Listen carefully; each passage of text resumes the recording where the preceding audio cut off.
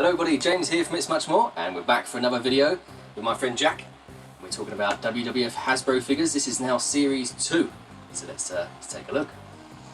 Absolutely, so Series 2, this was the following year. So Series 1 came out in 1990, and in 1991 we then had Series 2 released, I believe.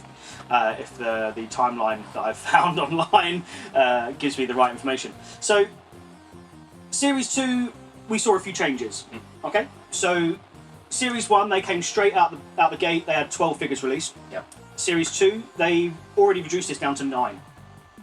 Wow. So as we mentioned in the last video, they based the series of the figures on shows that were going to be coming up, that the fans were going to be watching, that were going to be online, the big pay-per-views, things like that. Yep. So Series 1 was based on the WrestleMania from 1990. Series 2, no different, based on the WrestleMania. Okay.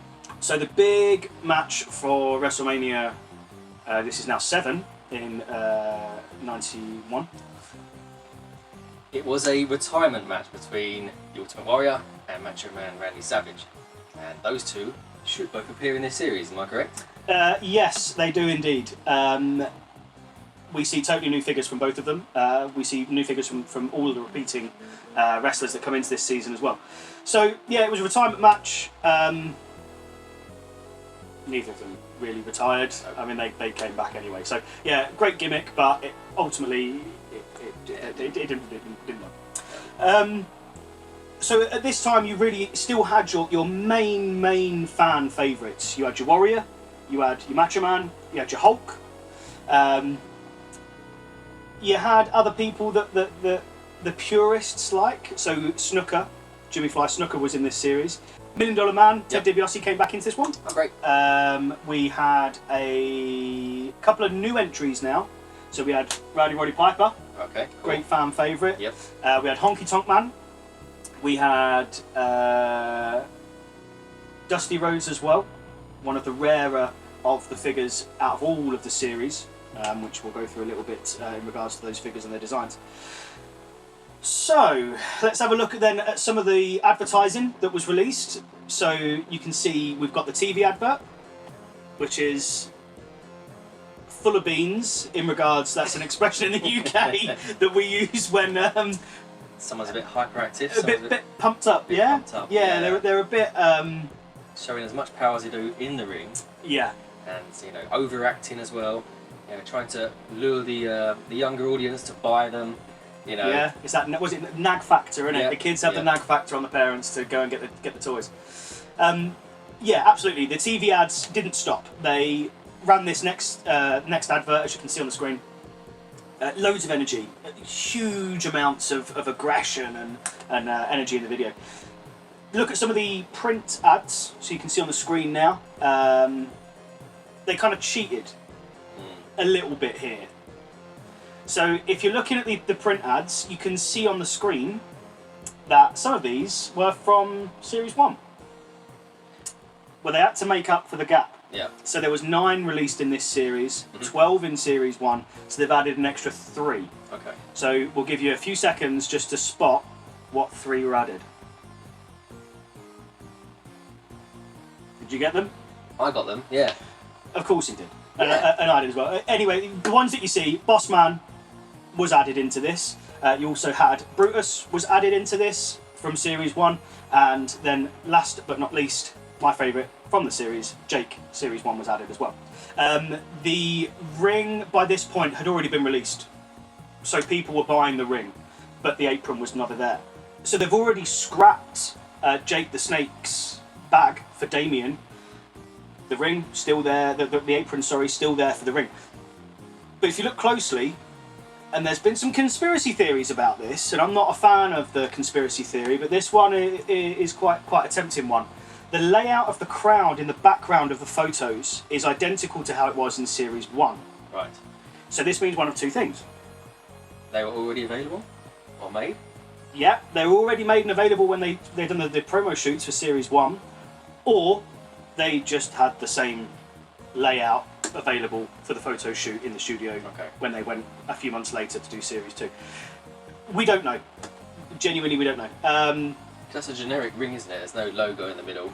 No logo in the middle, and the ring posts are the same ring posts. And again, I mentioned it before in the first video. We'll come back to the ring posts in a later video because there's a whole different kettle of fish for those. Right. Kettle of fish, another UK term. It's a whole different story. So there's a couple of differences between, again, what was in the promotional material to what was actually released, but not as many from Series 1. There's only a few bits from this series. So we're really nitpicking on some of these. Okay. They're really, really minute changes. One of them is the expression on Dusty Rhodes' face. Right. The expression on the figure in comparison to what's actually been released, very slight differences. Just looking at them now, actually, there's no eyebrows on the... And this is how detailed the collectors get. There's no eyebrows on the picture of the promotion for Dusty Rhodes, as opposed to what the figure was released with. Okay. There was some slight changes to, again, Hogan. If you look at the picture on the print ad, his arms were a lot bigger in the print ad than what they were when they were released as the figure. So this is the bear hug, the one that did that. It's that one with the bear hug. Yeah, the arms are slightly different size. There's one glaringly obvious difference. And is it going to be my time to see if I can see what it is? You can, by all means, it's your time to shoot. Let's wait and see what you get. Okay. I'm thinking it's to do with Macho Man / King, King / Man on this series. Is that correct? No. No, absolutely. So, for many years early on, when the figures were released, and we're talking once a lot of the series has been released, a lot of people didn't recognise there was actually a bit of a difference between a Macho King and the Macho Man figure, primarily because they're almost identical, apart from one has Macho King on the back of the trunks and one has Macho Man on the back of the trunks. Okay. Now, for the purists out there, I know they were released in different series and we'll cover them, don't panic. In later series. Yeah, just step away from the keyboard before you start bashing out insults. The Macho King that we see released in this series has the crown and the scepter. Okay. Yep. Okay. So you can see in the figure here, it's got the crown and the scepter with it. That came as the accessory. The card was different as well. So you can see on the card, he's got the regalia, the crown, and the cape on. Right. So when this was released, people just expected, oh, it's Macho Man. Of course it is. It's brilliant. Yeah. Later on, when the Macho Man figure was released, it was the same figure without the crown and the scepter. People got really confused and mixed up later on down the line because it was the exact same figure and it was only those slight differences between the two. Okay. So yeah, that's not difference from the promotional stuff that was released, that was just how the figure was. Okay. And we'll see Hasbro doing this trick quite a few times as the series go on. Ooh, exciting. They were quite sneaky with repackaging, shall I say, and again we'll cover this later on. So for the time being, Macho King, Macho Man, two different figures altogether. Macho King has the crown and scepter, Macho Man does not, and you'll see the differences in the card as well, as you can see on the screen between the two figures. This series also probably has one of the biggest prototype design figures ever. Okay. So, as we can see, we've got the Honky Tonk figure in this series. Yep. It's a great figure, came with a guitar. Yep. Brilliant. It was fantastic. Everyone loved that figure with a guitar. It worked really, really well. For the eagle eye collectors, on the back of some of the figures from this series and from the following series, which will be Series 3, they started to promote upcoming figures in the tag team section called Rhythm and Blues. Okay. And that consisted of? So the Rhythm and Blues tag team was Honky Tonk Man and Greg the Hammer Valentine. Fantastic. So there are pictures of the what is called the prototype Greg the Hammer Valentine Rhythm and Blues figure. The picture you're seeing here, as we zoom out of the picture, guess who owns it? Zack Ryder again. So you can see here, he's bought, that is the prototype figure. That's the one that's in the pictures for the promotion that you can see on the screen as well. So he owns that figure. Okay. We don't know at what point Hasbro decided to stop the production of that figure. Now, obviously it got to the, what we call the prototype phase. it got to the test shot phase, which you can see on the screen here what a test shot is. It's when they've made all the parts and they put them all together to see how it kind of looks and how it works as a figure. They got to the paint test phase as well, because the figure that Zach's got is painted. Okay. So it means that it got quite far down the line for Hasbro to pull the plug and go, no, we're not going to put it in the series. We'll roll Greg's figure onto Series 3.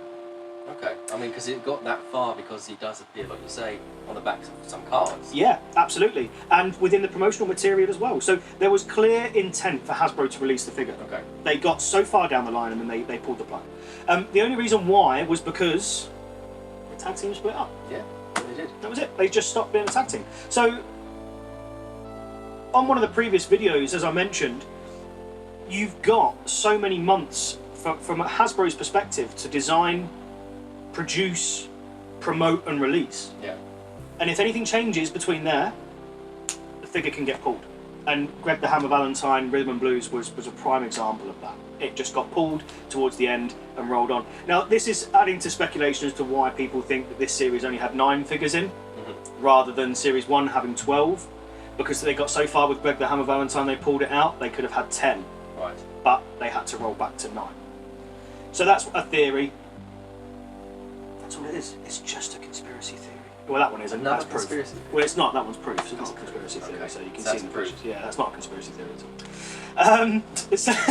So that's the Rhythm and Blues, Greg the Hammer Valentine as well. So one of the more outlandish and crazy things that Hasbro wanted to do with apparently this line of figures was a figure that was only discovered quite late. Well, I think it was only discovered quite recently, to be honest. But it's referred to within the community as the chest beater warrior. Okay. So, going back to what we were saying in the other video about some figures having their ring attire, and some figures having their wrestling attire, they wanted to make a warrior figure that did the chest beating motion. Okay. Okay. Yeah, good. Yeah, this is a good idea. Okay. So they played around with a few figures and they made a few sort of constructions and drew a few things out on paper.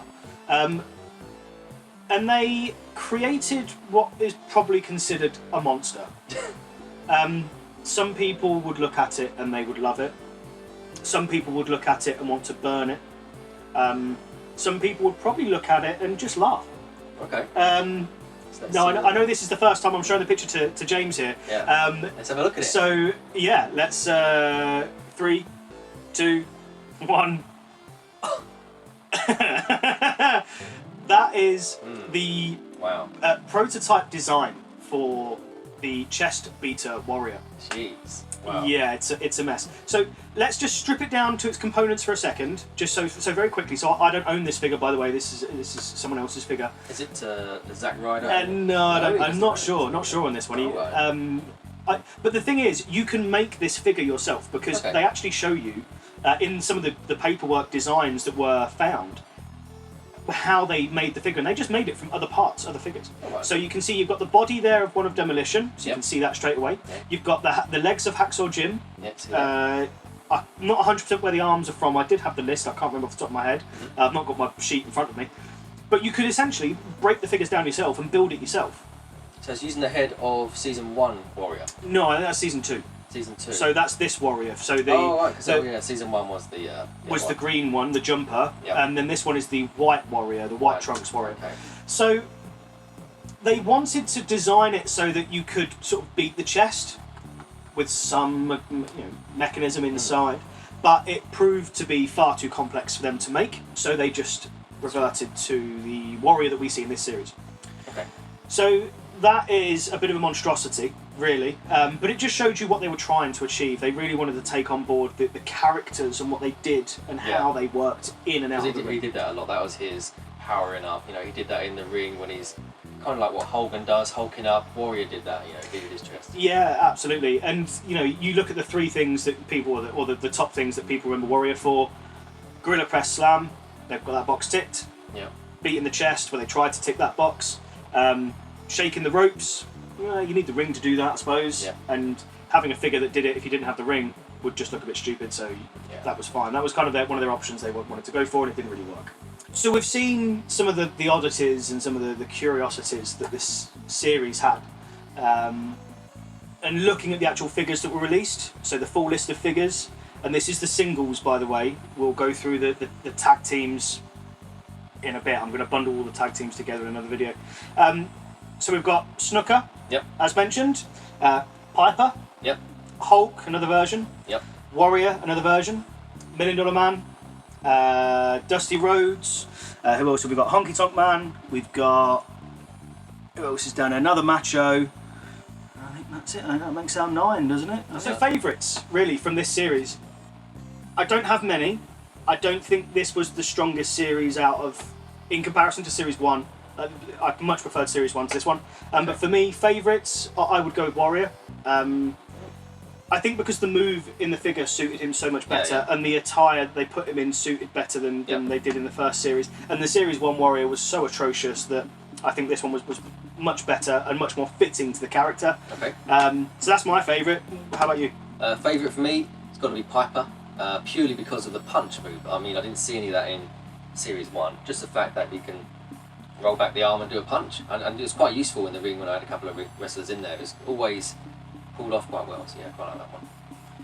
It's funny that you mentioned Piper, because one of the gripes that a lot of people have, as you can see on the screen now with the figure, the expression on his face, it doesn't... Some people say it doesn't suit the character that Piper played, but some people will say that, you know, when he went through that mad phase of people thinking that he was, you know, psychopathic and crazy, it kind of fitted him in a weird way, but I think they put too much emphasis on him being so overly happy that it to me, it did kind of wind me up a little bit. But it's a very original figure. Yep. The way they've done the kilt, the way that they just designed the figure in full, I think they've done a really good job, but the expression... Yeah, for me, doesn't really work. What's your worst one out of them? Jimmy Fly Snooker. Really? Yeah, didn't like him. Well, my version of it that I got him from a flea market or boot sale, whatever they call them, and it was just a loose one, and I just never liked him. Even though I preferred Warrior from Series 1, I had the same move, I just didn't like this guy, you know. I just didn't like him. I think that's the appeal with it. A lot of these figures, people didn't have all of them. They didn't have the full sets. No. By this point, there's now 21 figures. You're close to having your own Royal Rumble. You're so close. Yeah. But these figures being sort of, I don't know, how much were they? I remember them being sort of £7-8 a time, which is probably about $10 a time. Yeah. So that's nearly $200, or over $200 for you to have all of them. And then you've got to get the ring as well. Yeah. So that's another $30-40, pounds as well. So you had a choice few that you wanted, and you always had your favourites, and they're always going to be the same. Your Hogans, your Warriors, your Macho Man, your Jakes, your Pipers, your Boss Mans, they're always going to be the favourites. Yeah. As you can see, looking at the Snooker figure that I've got here, you can see the card. This is what's called a SummerSlam card. Okay, so WrestleMania was what they based the series of the figures on. Yep. Yeah? Mm-hmm. However, this meant to a drop in sales. Middle of the season, WrestleMania starts. Yeah. WrestleMania was the end of the wrestling season, and Royal Rumble was the start, wasn't it? It was in January. Yeah. So, and they fed into each other. But SummerSlam, there was always a dip. What are kids doing in summer? They're outside playing, they're not indoors playing with figures. So what Hasbro decided to do was release a set of SummerSlam cards, which meant that the figures were exactly the same. The figures were, and the cards were exactly the same. They just put the SummerSlam sticker in the corner, and they put a trading card in the pack. They did this for some of this series, and some of Series 3, which we'll cover in the next video. So if we have a look here at the card I've got for the Honky Tonk, you can see it's in a foreign language. Yep. And this is a great sign of the partnership between the WWF and Hasbro, that this was now booming worldwide. Yeah.